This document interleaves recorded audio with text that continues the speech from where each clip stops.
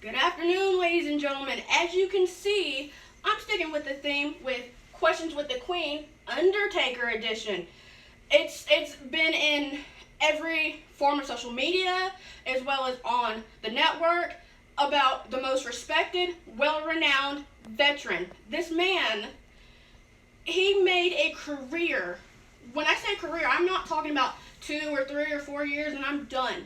30 years. So I want to go ahead and give him an applause for that, for coming in, enjoying his craft, enjoying the people he worked with, being a locker room leader, putting people over, helping people, assisting people. And one thing that you don't see that often is giving the people respect that he worked with. So with that being said, I'm wearing my Undertaker swag, and like I said, Undertaker edition 1 through 7. Obviously, I got enough votes for saying I should be doing more countdowns. I didn't think my first one went so well, but hey, what do I know? So, again, 1 through 7 for a reason. Me and my husband, like we stated yesterday on the Ring Apron, which comes on every Friday at 10:15 after SmackDown, so please watch. We have been to several WrestleManias, 7 that had The Undertaker. So, in today's countdown, I will be going through my 7 favorite from 7 to 1. Obviously, with 7 being the one was the worst in my opinion, and 1 being my favorite. So with that being said, as you can see, my table is Undertaker-ish. The urn, the title he's won 5 times. Now, let me ask you a question. What 5 times over his career did he win this title? If you can answer that, there might be a special prize in place for you. I know my husband knows, because he's been watching wrestling longer than me. Yeah, so I guess I'm not allowed to answer and win. No. So, with that being said, let's go ahead and get into the countdown. Okay. So before we get started, for those of you who are joining us at the bottom, even though this is technically a countdown edition, we still welcome any questions that you have. We obviously encourage you to keep it about The Undertaker, about any match he's had in his career. So just stay with our theme. But if you do have any questions, we do encourage you to put it in the comments below, or to use the question mark box down at the bottom so we can have it highlighted. But we want to make sure that we take the time to address everything. But to fill you in on the matches that Kia will be choosing from this evening, it is WrestleMania matches that her and I have attended together, which is WrestleMania 27. And then every WrestleMania between 29 and 35. We were unable to attend 28, so the end of an era Hell in a Cell match with Triple H, unfortunately, is not one of the options we will be going with here. But we do have 7 that we have had the privilege of being able to attend, and those are the 7 we're going through tonight. So, Queen, take it away. So, as you heard from my husband, who also is the cameraman and the question guy, and the person that will be interacting with you and letting me know when people come in and what questions you have, let's go ahead and give him credit and a round of applause, because he does this every week with me. He also, in case you haven't noticed, he edits the videos, posts them on YouTube, posts them on Instagram, actually speaks with different wrestlers. I'm not going to give no names because that's not for me to do. But with that being said, let's keep this about Taker and jump into it, shall we? So, WrestleMania 34, the Taker versus Cena was in New Orleans in Mercedes-Benz Superdome. I feel like with that match, I feel like they hyped it up pretty much very well, in my opinion, but I feel like, if you ask me, I feel like the match it kind of fell flat. You have to think, you have 2 of the most respected people in the locker room, and you put on a match that kind of, I'm going to go ahead and say it for what it is, it was kind of disappointing. So, I mean, Cena came out, did his normal intro, never give up. He got into the ring, and as he was getting into the ring, he stood there, he waited, he took his time thinking, okay, the Undertaker's going to come out, we're going to have this match, it's going to be great. Comes to find out, he walks back up the ramp, and he's sitting here, giving high fives, doing his Cena thing, and as he's walking up the ramp, here comes Elias. Now, we're wondering why Elias is out here. And for those who know, he felt like, honestly, Elias in his mind felt like he would have been a better opponent than The Undertaker, which in any other universe probably would have been true. So him and Cena wrestle, they have that little match, and then as Cena is walking back up the ramp, the audience kind of starts going crazy. We're not understanding why the arena blacks out, and what you see is Cena turns around, and in the middle of the ring is the Undertaker's hat and his trench coat. If that's not sending a sign of saying, I'm here, I'm ready to fight, I don't know what does to me. And then you have lightning strikes straight in the middle of the ring. Again, it was a good hyped up match, but it fell flat. Taker and Cena, got in a couple of shots, but Taker pretty much, Cena had maybe less than a minute worth of offense. Taker pretty much ran the whole show. So with that being said, as much as, it was hyped up, I feel like, in my opinion, it fell flat. So as you can see, that match for me will be sitting at 7. To give you the background for those who didn't watch the storyline going into it, John Cena, felt that he didn't deserve a spot at Mania because he had been out for most of the year. But he, essentially decided he was going to take a chance and try to call out The Undertaker for a match at WrestleMania. And he did it for several weeks. Went to Raw, went to SmackDown, went to several shows trying to call The Undertaker out. And The Undertaker never at any point ever answered to Cena's call. Not even initially at WrestleMania did The Undertaker initially answer Cena's challenge, until Cena was on the brink of saying, you know what, all right, I guess he's not coming, I'm done. And then The Undertaker appeared, and as you said, a match that, was a squash and probably, needed to be, because you needed Taker to go over after the match he had the previous year. But, there really wasn't much offense to this, so I can definitely see why you have that one at 7. So, my husband likes to give the backstories because he remembers details. Him and my son are meticulous about remembering details. So if you hear the backstories, if you didn't watch and you want to know the backstory, please take a listen. So we're going to get into the next match. Okay, I'm not going to even sit here and try to front or flex.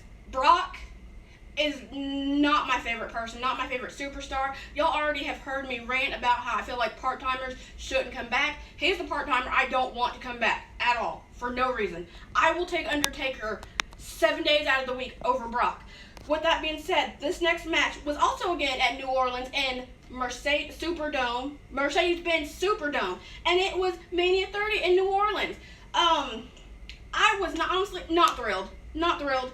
I don't know if I just didn't have no emotion or no feeling, or I was just all out of feelings by the time we got to this match. But I'm not a Brock fan, but I am a fan of Heyman, who is his mouthpiece, who accompanied him to the ring.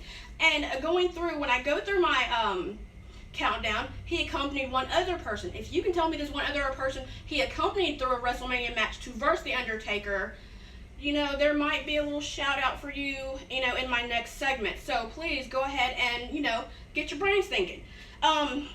Taker, I'm not going to even front. This man right here, when he does the whole finger slit across the throat, that man's got your number. Also, when his eyes roll back in his head, that right there gives me chills. He knows how to capture an audience. He has been doing this, like I said, for 30 years, so he knows how to capture the audience's attention by doing these things, by, pulling them in and, keeping them in with him. Had everyone's attention from the fans to the announcers. What I found really interesting is he had a coffin with Brock Lesnar's name on it. And the moment he looked at that coffin, it set a blaze of fire. That is some badass. So, he goes down. Brock's already there. Obviously, I didn't do any intro for him. Again, don't like him. He's already there. Him and Taker get into it. It's a back and forth. You could tell. And on the sidelines, you see Heyman just, oh my gosh, is he going to do it? From what I heard of one of the announcers, you could kind of feel a chill in the air. They felt like something was off with this match. They didn't understand why. And again, with the back and forth and the beatings and the punching and the F5s, and bless Brock's heart, he gave him 3 of them.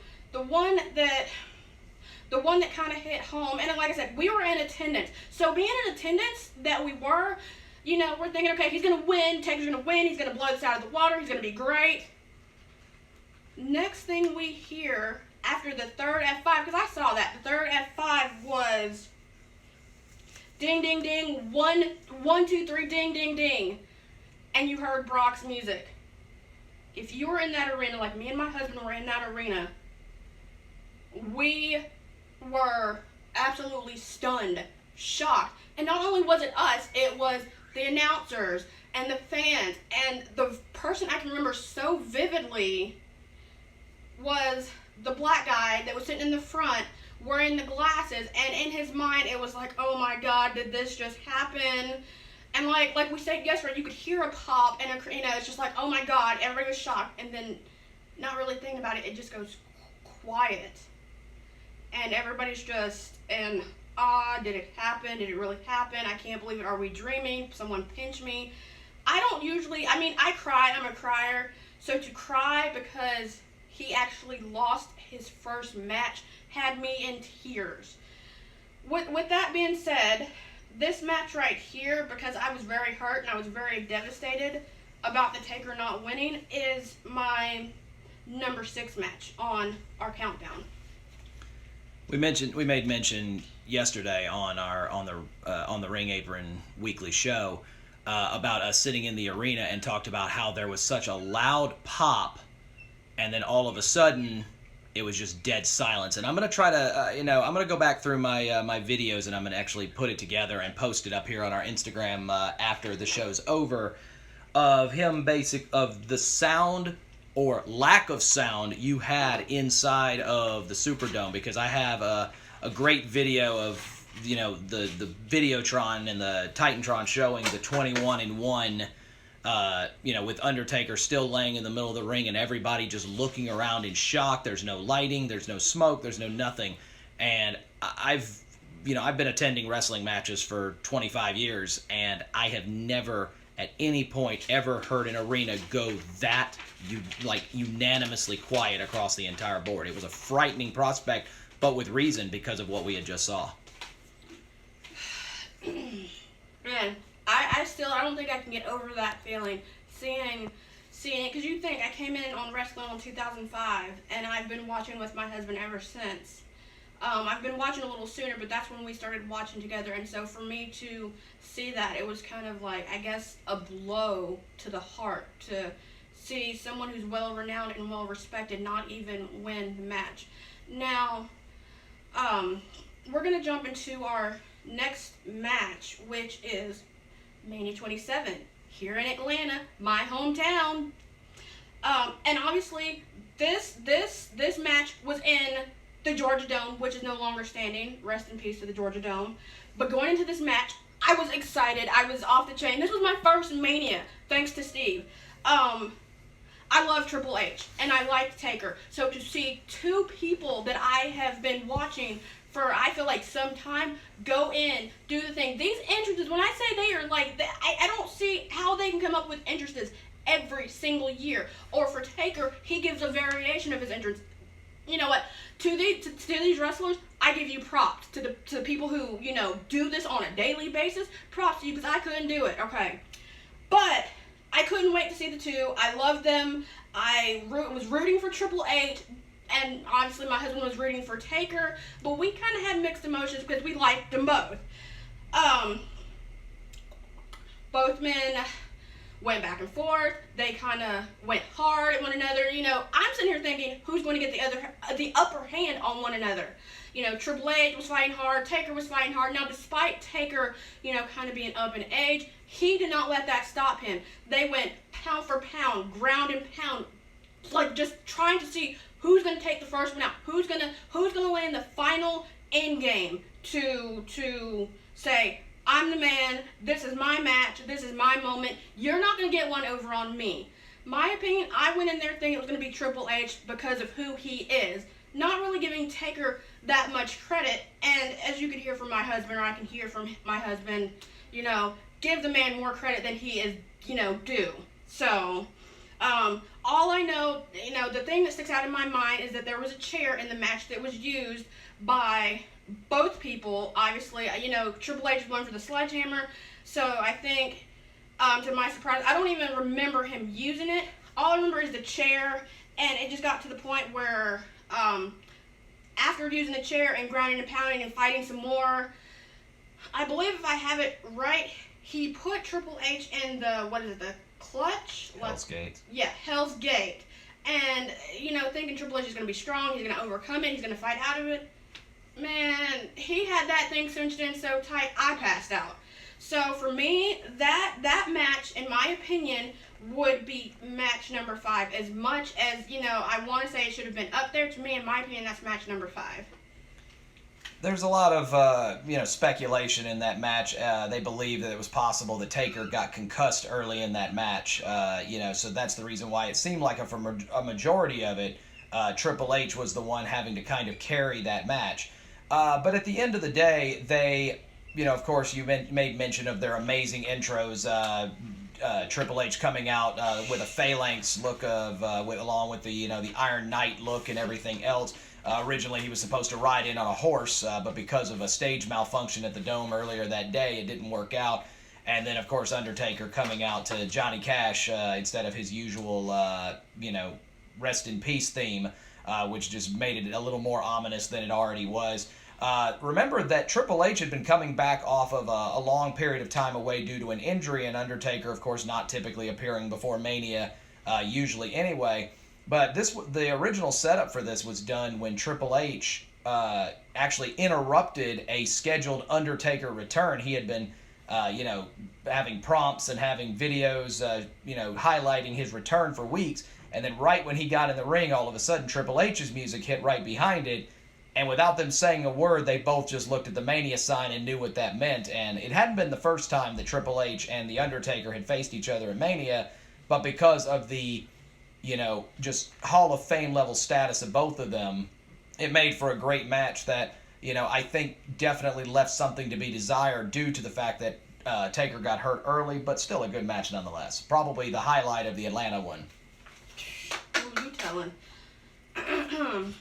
Again, like I said, he is one for details and he remembers stuff. So honestly, if I were you, if you see us in public and you have a question or you don't remember something or your mind is kind of, I'm trying to remember, Steve or Landon would be the best person to talk to on these matches. With me saying that, I'm going to get into the next match, which, like I said, I've already asked this question. Who was the other person that Heyman accompanied out to the ring to take on The Undertaker? I'm going to give you a couple of seconds to get in your answers, and I want to see if y'all can actually tell me who it was. They've had about 2 other matches to talk about it. So far, we haven't had anyone come up with the correct answer yet, so it's kind of surprising considering how big of a name this person was at the time. Yeah, so with that being said, anybody remember CM Punk? That's the man. He and Taker were in Jersey for Mania 29 when Heyman accompanied CM Punk out. This match, I was excited. I absolutely loved Punk. I'm not going to say I loved him more than one of my other friends, Haley. She can go on about him for days. But I loved the significance of how, they came out and, Heyman comes out, he accompanies him, he has an urn, which to me that signified we're going to put you down, we're going to lay you to rest, this is the end of it for you. I also like the theme of Cult of Personality by Living Color. That was Punk's theme. Again, Undertaker has had the same intro and has been able to put a variation on each of his intros. So to me, it's still methodical, and he walks down slow, and he's just great, and just everything about Taker grasps your attention and sucks you in and keeps you there. But Punk before the match starts looks at Taker and he's like he is not backing down from the fight. He's wanting to fight. He's wanting the Taker to come at him. He's screaming at him. He's kind of instigating the whole situation. Taker, obviously dressed in his garb, takes it off, takes the hat, takes the jacket, lays to the side, and they start just wrestling. They go to town, and I'm saying it's a good match where you see Taker climbing the ropes and jumping down, and then you see kind of following behind it. Punk does the same thing. To me, I think he was mimicking the Taker, and that's the best form of flattery in my opinion. I feel like Taker gave his all, Punk gave his all, but I feel like Taker kind of broke him apart, did what he had to, and made it look like it was just effortless. Like I said, with him being up in age and doing that to me, that shows that he loves his craft, and it just went above and beyond. I don't know what more to say for that match besides, they both ground and pound, they did their thing, they came out, they, again, Punk ran his mouth for a majority of it. Pretty much got handed, I would say, his ass on a platter, you know. So with that being said,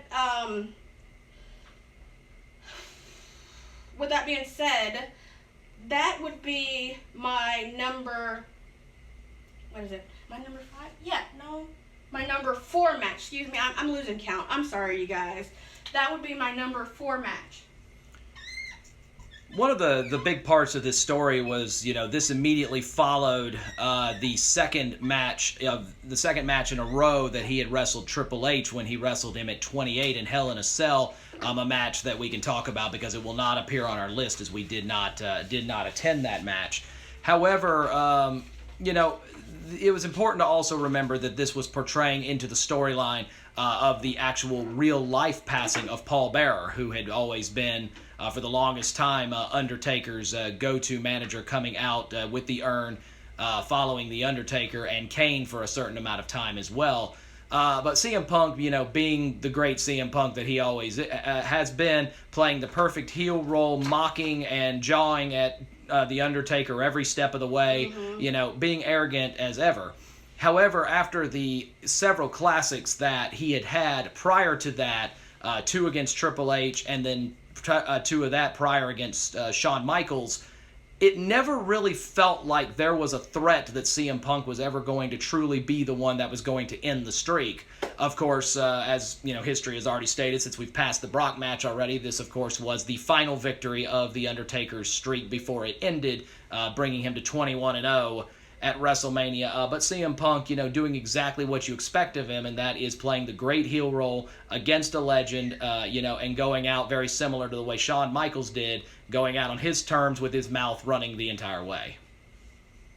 What else would we know Punk for besides running his mouth? And a lot of it was truth, as much as people did not like that.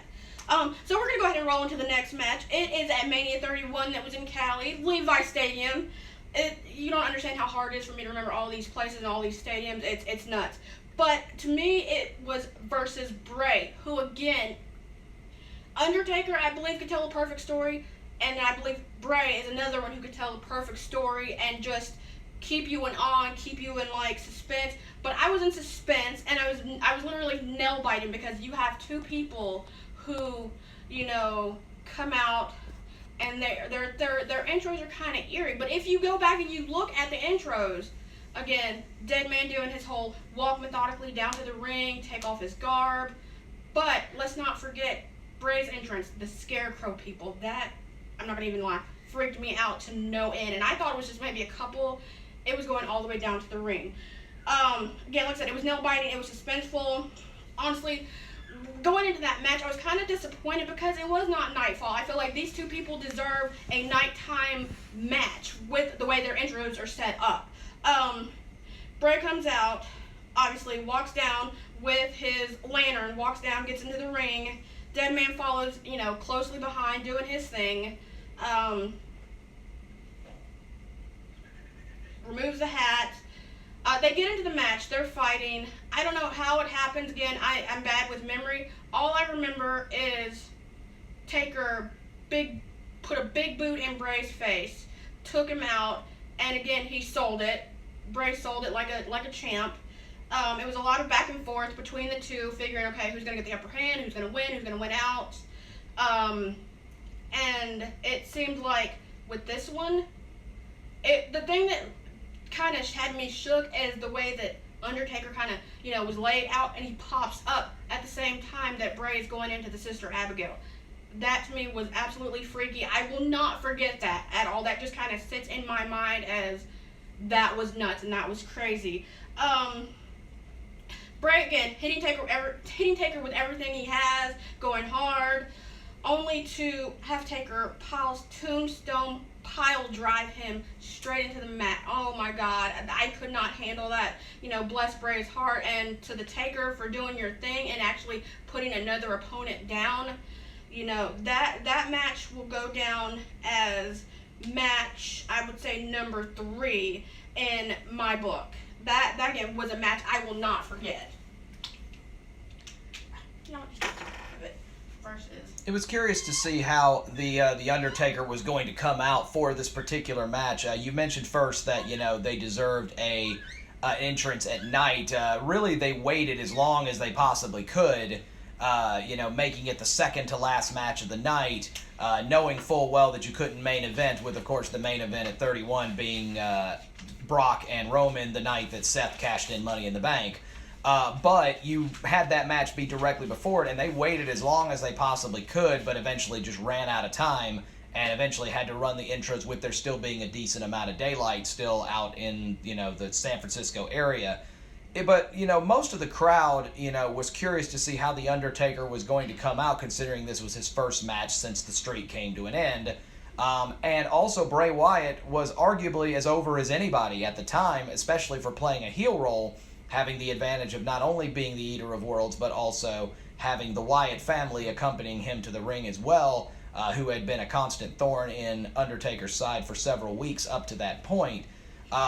This is one that, for most of you see on social media, a lot of people feel they got this one wrong in allowing The Undertaker to go over Bray Wyatt, especially with the streak no longer being in play anymore.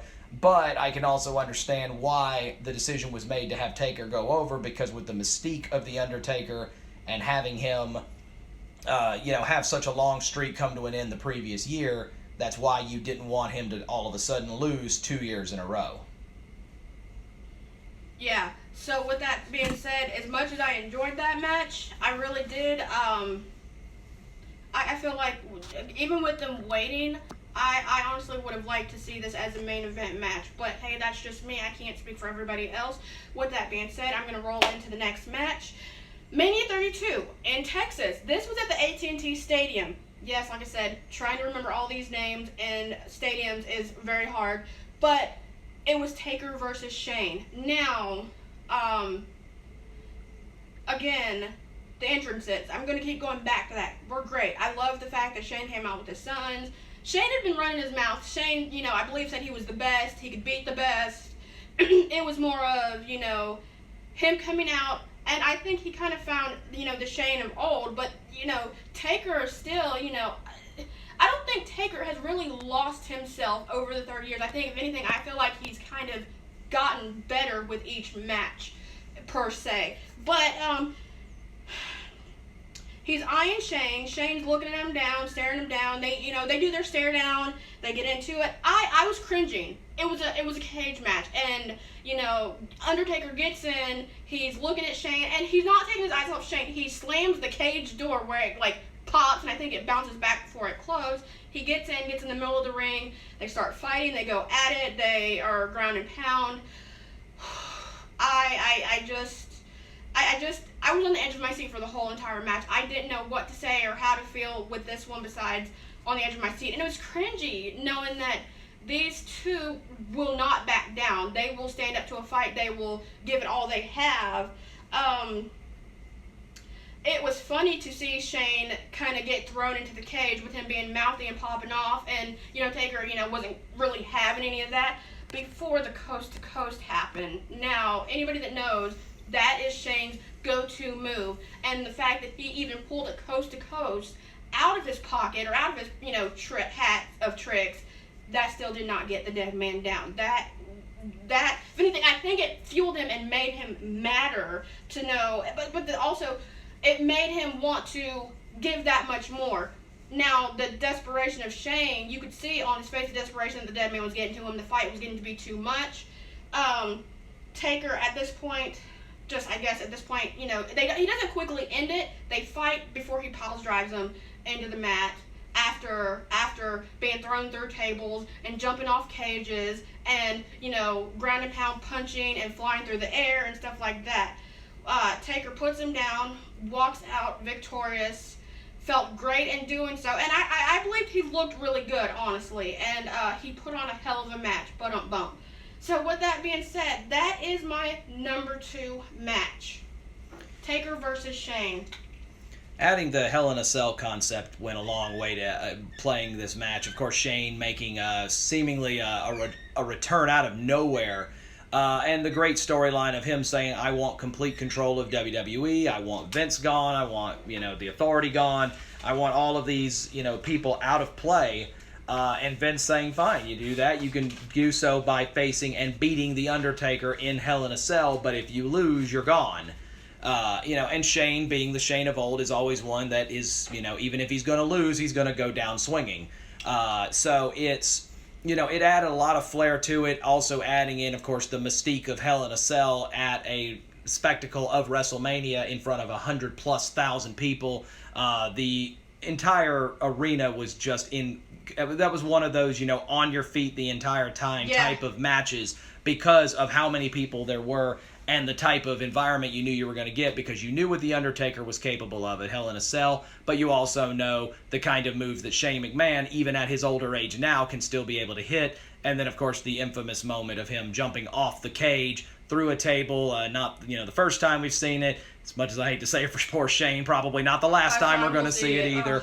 But I do believe the right person went over. I do think Taker needed to beat Shane in that match. You can't have Undertaker lose in Hell in a Cell without there being some very unique circumstances.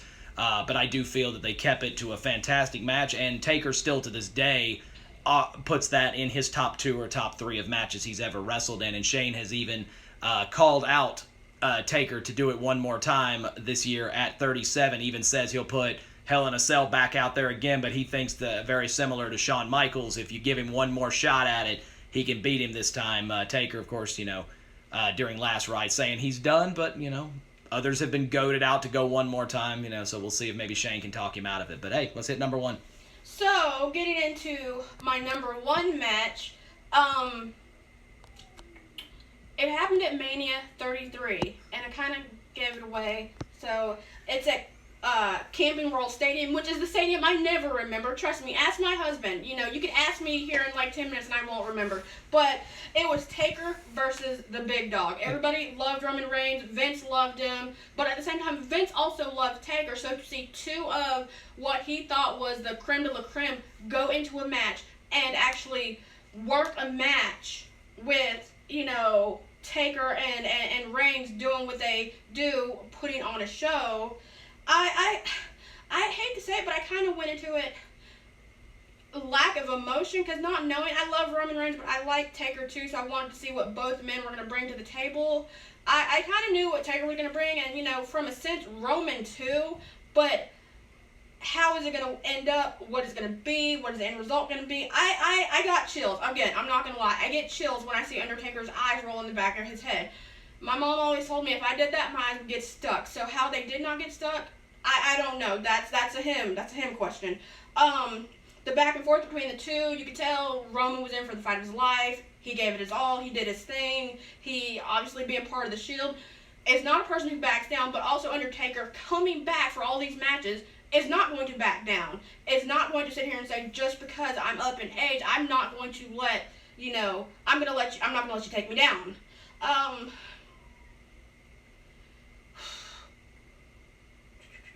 I'm thinking, okay, Taker has the match won.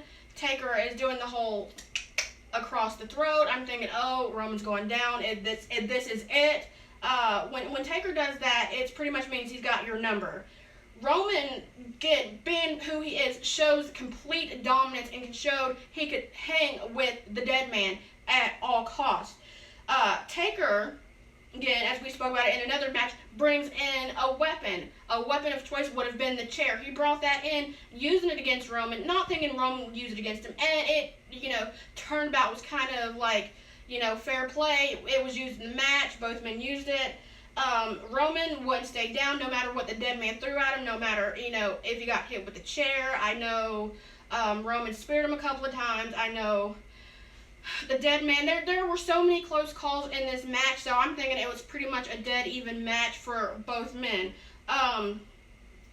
Roman ends up slapping the dead. No, sorry. Okay, give me a second here. Yes, Roman ended up slapping The Undertaker, which in my opinion was the wrong thing to do, but it got his attention more so to say, okay, you feel like you can slap me. That, in my opinion, is a form of disrespect. Not only did he get slapped, he also got, speared. Taker got speared for the win, which was kind of an upsetting factor because both men kind of, did their thing, went toe to toe. So not only did you slap the Undertaker, you speared him for the win and the victory, and that would have been and is my number one match, even though Taker did not win. I think that was one of his 2 losses, with the other one being against Brock. So I was kind of broken up about that match. But again, it is my number one. So it's your ultimate passing of the torch match. You had, Roman Reigns, of course, being the one that, had been for years set to be the next, chosen one, to be the next guy who's going to carry the business into it for quite some time.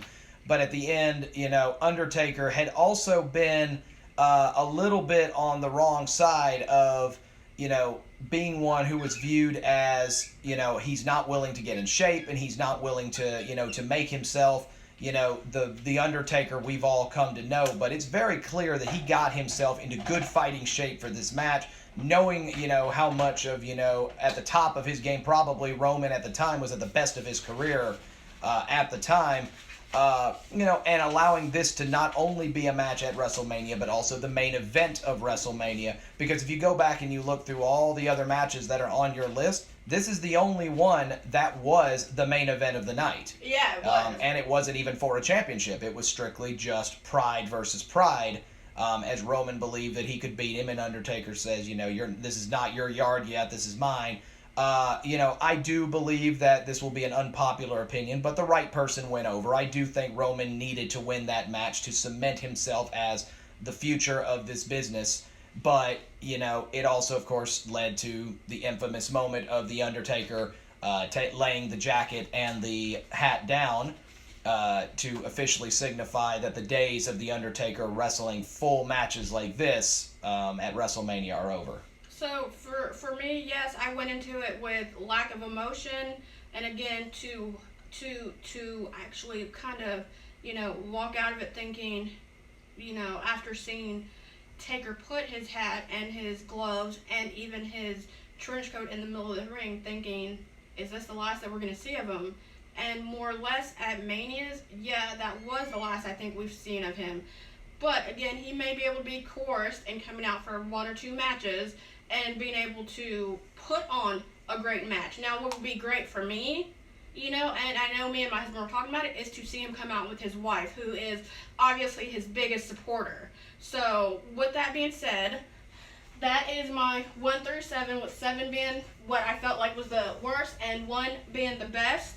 My question for everybody in the audience is, what is your favorite Undertaker match and why? Also, my other question is, what was your favorite Undertaker period and why? So if you can answer those questions, I will post this on Instagram. I will let y'all be able to see the 1 through 7 and make your picks of what you thought the best match was, what was the worst match, as well as answering the question of what was your favorite Taker. With that being said, I would love to thank everybody for coming out and joining me, being in the audience. It is very appreciative. I'm not going to keep you too much longer because I've got to go check on my kiddos, but I love you guys, and I hope to see you all next Saturday with Questions with the Queen, and maybe another themed one. I don't know. Maybe questions. We'll have to wait and see. But with that being said, I love you, and I hope everybody has a good day. Mwah. Bye, y'all.